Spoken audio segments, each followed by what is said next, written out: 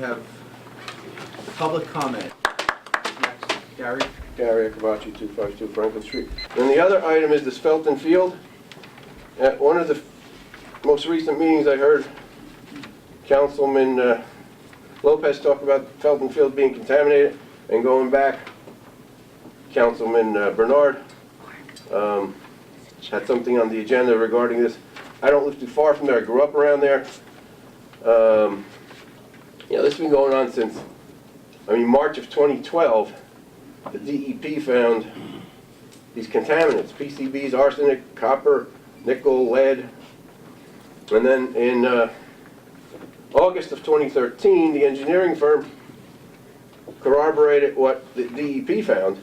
And now it's August of 2014, and the site's still not cleaned up. Not only is the site's not cleaned up, there's no sign to tell the parents and the children. Here's the law. NJDEP regulations require all responsible parties to complete notifications to the public of ongoing remedial investigation work completed at environmental sites in New Jersey. When contaminants of concern are limited to site boundaries, public notification can be completed by either posting a 2 by 3 foot sign on the property consisting of specific NJDEP wording and contact information, or by sending a notification letter to all property owners and tenants located within a 200-foot boundary. So when do we plan on notifying the public that we have contamination? This is for, I'm sure Councilman Joanno would be interested in this, being an environmentalist. And when are we cleaning up this property? What's the plan? We will have Paul Lasik will give us an update when we get to it on the council portion of the agenda. Okay. Okay. Number 4. Yeah, I'm going to defer that to Councilman. Number 5, Councilman Bernard. Felton Field cleanup. I had put this on the agenda. This is the 3rd time, and I came with to talk about some issues I had. But I just realized that this report that you sent me today, 2 hours ago, states that you received it June of 2014, but we're receiving it in August. Well, actually, I'd have to look up the exact transmittal date. The report says June, but I don't think we got it in June. I think we might have gotten it in July. Now, we all agree that it's contaminated. I didn't get to read the report because we received it today. What have we done to inform the residents, the public? The process for doing this is it's almost kind of cookbook, or kind of a step-by-step process of, initially when this was brought to us, actually by the DEP, through an investigation. They were doing it at an adjacent site, and they indicated the contamination. From that point, we proceeded with getting, first of all, confirmation that it was indeed contaminated and that the results that the DEP provided us were. Once we received that information in a report, I believe that was done by CME Associates, their recommendation was that we provide more testing, or do more testing. And going through the regulations, even prior to doing testing, the procedure is to get this, which is called a preliminary assessment report. The DEP, based upon their standards, requires the process is to do one of these to find out the history of the site, any issues that might have occurred in the past, do studies of aerial photography, and thus this report was generated. With this report, essentially, this says is that more testing is needed. Unfortunately, with these types of sites, it's never clear cut, because once you find something, you have to go forward and you got to look for more. And then when you find more, sometimes you got to look even further, because they're going to look at the site, they're going to look at the extent of the contamination, and then the other thing that they look at is groundwater impacts. So where we sit now is, and I've already been pushing our our LSRP, which is Remington and Vernick, is let's get going here. Let's fast track it. I actually sent them a kind of a nastygram this today that, and saying, guys, I asked you for this information a month ago. I don't have it yet. Please get it to us. So it's a matter of just pushing to get the information out. As I said, unfortunately, this isn't the only site we have in the town where we have or had this issue. Grove Street, has some remediation issues. Felton Field, when we did that, had remediation issues. It still does. It's still going through the process. Upper Memorial Park, which was also another site that had historic fill, that's almost done with the process, even though it is fully remediated yet. It unfortunately takes time, and once you get the information, then you got to figure out, what the costs are going to be. Now, I'm not sure what the cost is going to be here. It easily could be 6 figures to actually take out this and dispose of this soil and cap it. I don't know that information yet. I'm trying to get that as quick as I can. And the one thing about these is the person who does this, the LSRP, the way the regulations are written now, this firm acts as the DEP. They're basically the investigation and enforcement arm. So I kind of lean heavily on them to get me through this process.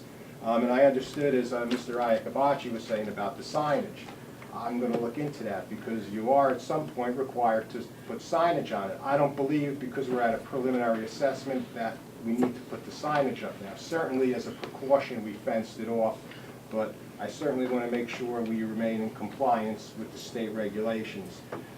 I want to push this because, as I said, having too many of these sites around to deal with is never a good thing.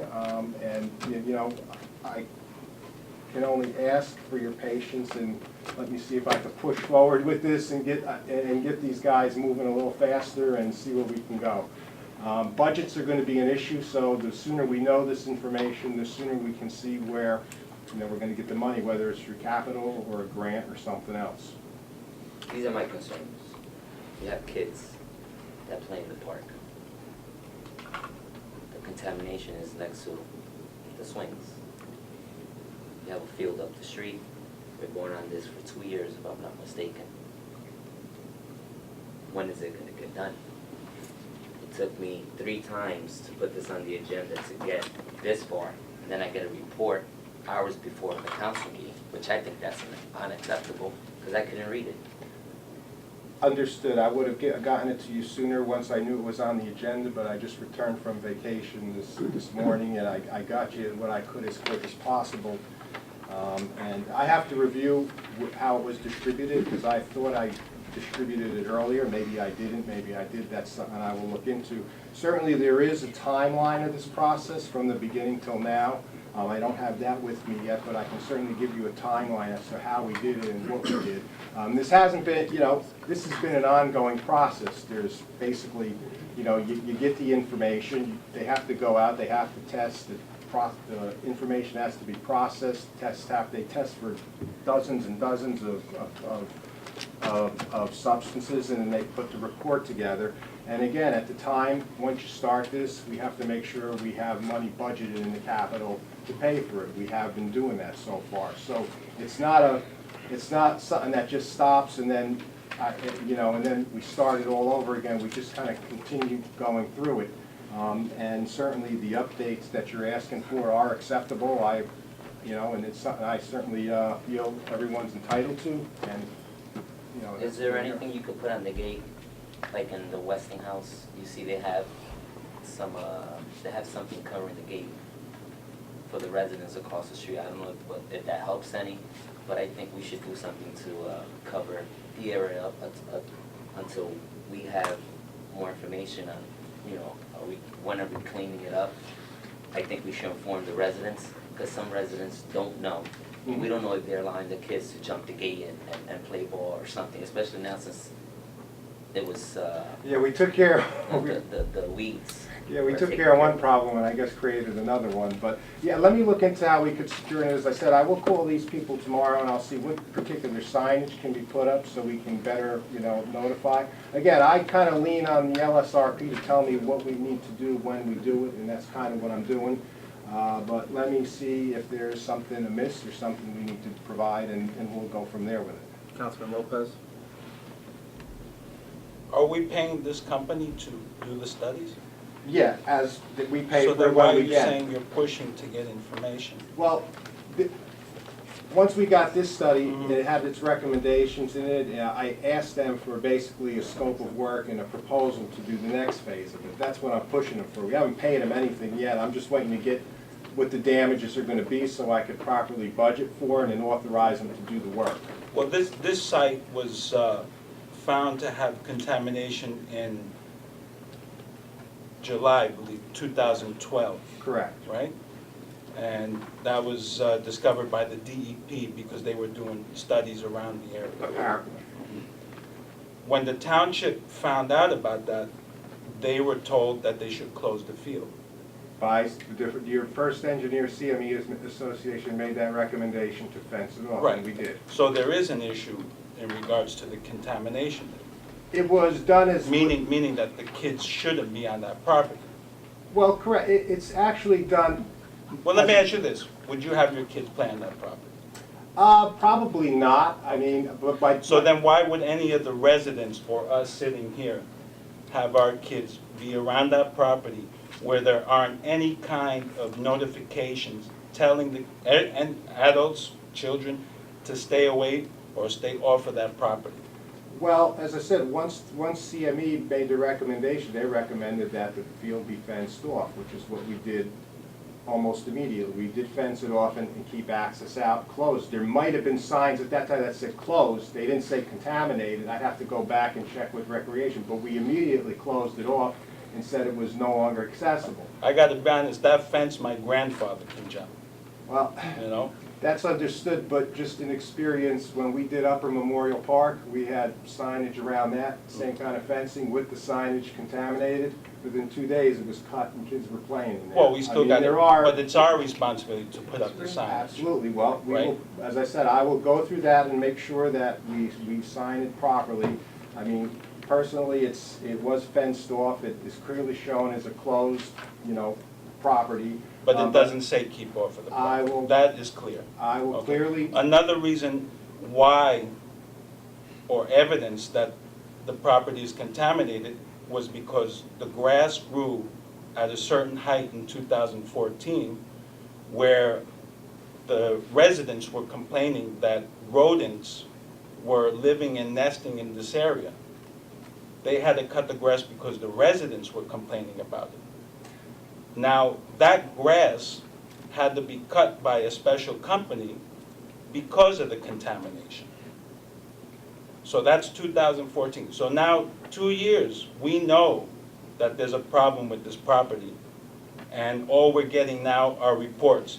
CME was there in 2013, they finished their report, and we didn't hire them to clean up the site.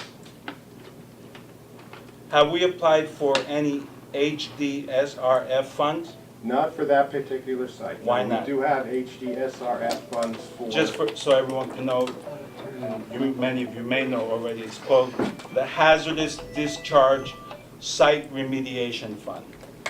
So, we know this for 2 years, you haven't applied for any of these funds. Well, we've applied for funds for other sites. We have, as I said. No, I'm we have- talking about the Yeah, I Felton know, Field but site. we do have other contaminated sites in the town. We have to prioritize them all. But and right now, when funding is right now, available- we're talking about the Felton Field site. Did we apply? No, we Or did did you not apply? apply. And No, why we did haven't not we applied apply. for that?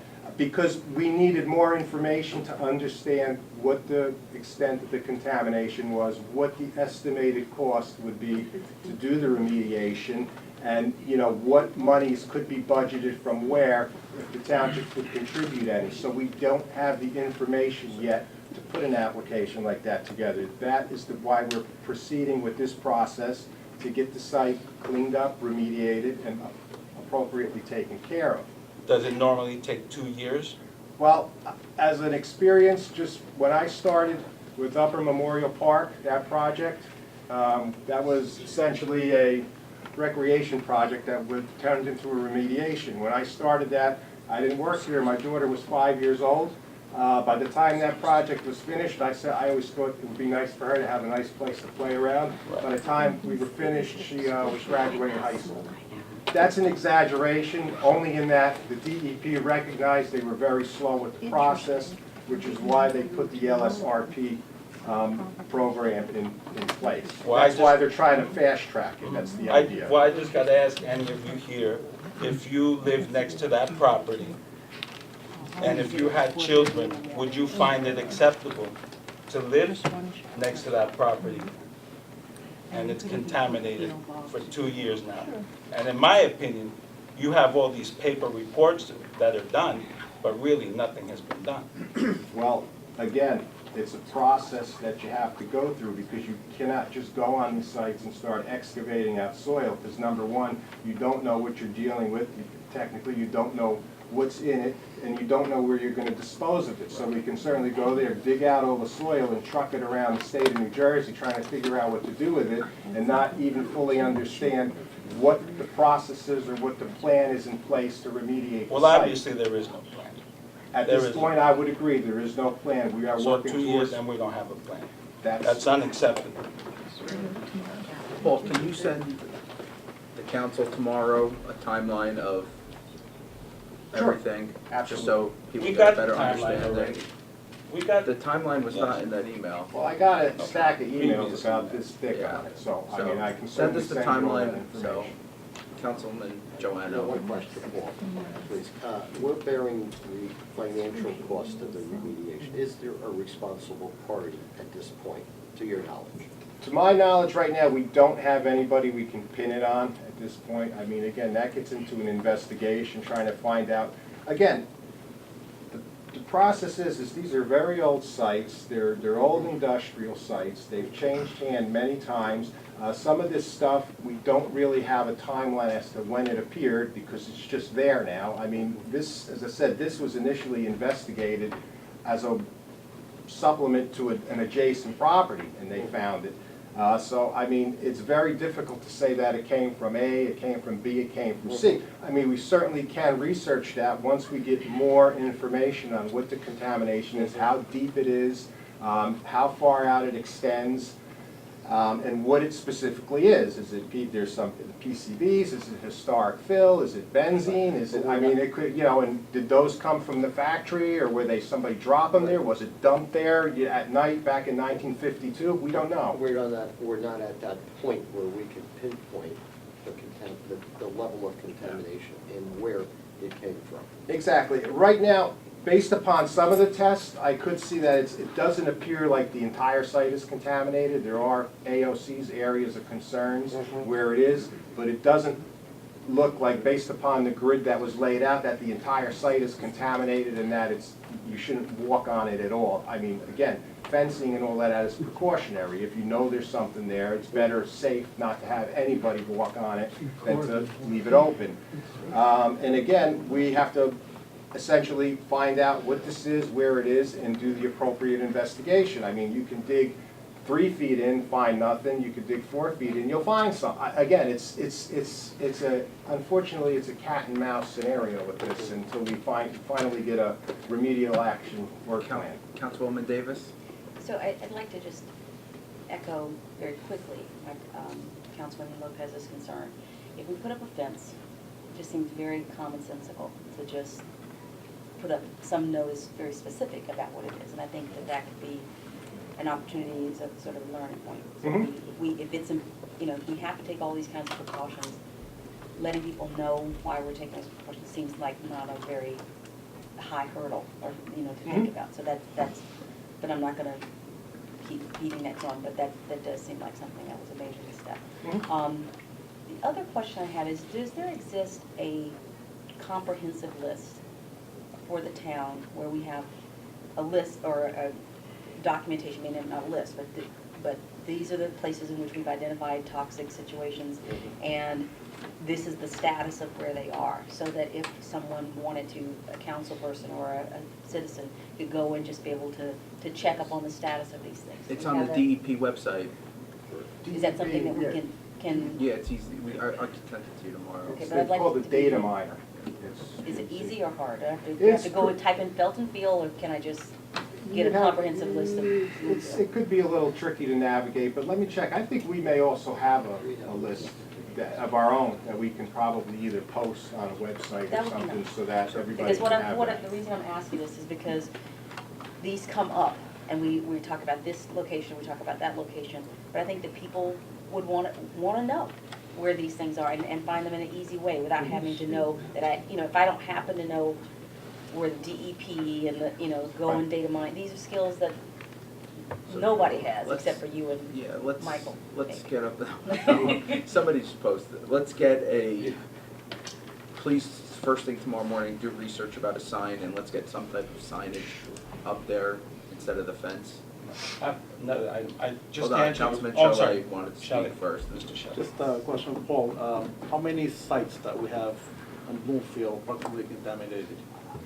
There's quite a few. I couldn't, obviously we have ours which are publicly owned, but there's many privately owned ones. Practically every gas station in town is an impacted site. But there's quite a few. It's a comprehensive list. It's a lot.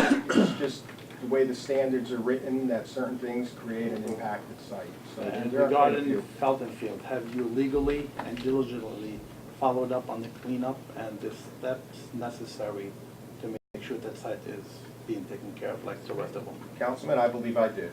That's what I want to know. Thank you. Okay, moving on. No, I just want to answer Councilman Joanna's question about the funding. The HDSRF fund will cover all the studies that are done, 100%. And any remediation, up to 75% of what we spend. Yes. I'm aware of it, I'm certain our engineer is aware Yeah. of those grant monies and our funding Okay. sources. Moving on,